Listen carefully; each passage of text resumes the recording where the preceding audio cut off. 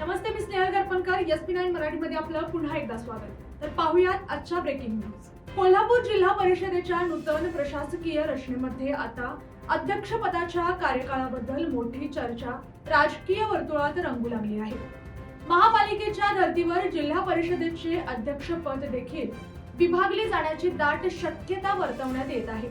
या संदर्भात महायुतीच्या प्रमुख नेत्यांमध्ये उद्या प्राथमिक स्तरावर चर्चा होण्याची चिन्हे आहेत. या आणि अशाच बातम्यांसाठी पाहत रहा SP9 Marathi. Your time your news. धन्यवाद. नुकत्याच पार पडलेल्या जिल्हा परिषद निवडणुकीत 51 जागांच्या संख्याबळासह महायुतीने स्पष्ट बहुमत मिळवले आहे. यामध्ये मंत्री हसन मुश्रीफ यांच्या नेतृत्वाखालील राष्ट्रवादी काँग्रेसने सर्वाधिक 20 जागांवर विजय संपादन केला आहे.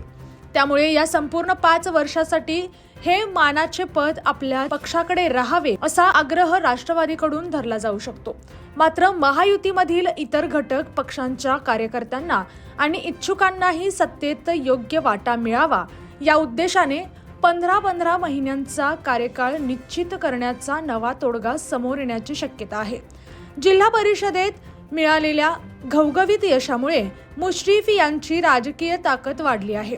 त्यातच महापालिकेतही त्यांच्याकडे 4 नगरसेवकांचे पाठबळ असल्याने त्यांची वाटाघाटी करण्याची क्षमता अधिक प्रबळ झाली आहे.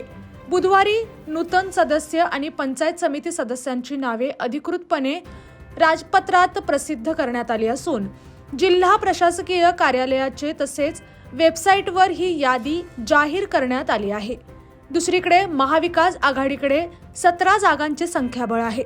आमदार सतेज पाटील यांनी राष्ट्रवादीला पाठिंबा देण्याबाबत सूचक विधान केल्याने राजकीय गणिते अधिक रंजक झाली आहेत. मात्र महायुतीचे सर्व प्रमुख नेते येत्या रविवारी 15 फेब्रुवारी रोजी एकत्र येणार आहेत.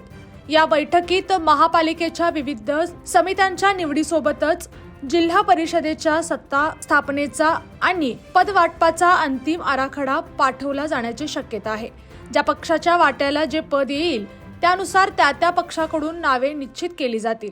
उद्या होणाऱ्या राष्ट्रवादीच्या सदस्यांच्या सत्कार समारंभात मंत्री मुश्रीफ या संपूर्ण प्रक्रियेवर काय भूमिका मांडतात याकडे सर्वांचे लक्ष लागले आहे. या आणि अशाच बातम्यांसाठी पाहत रहा SP9 Marathi. Your time your news. धन्यवाद.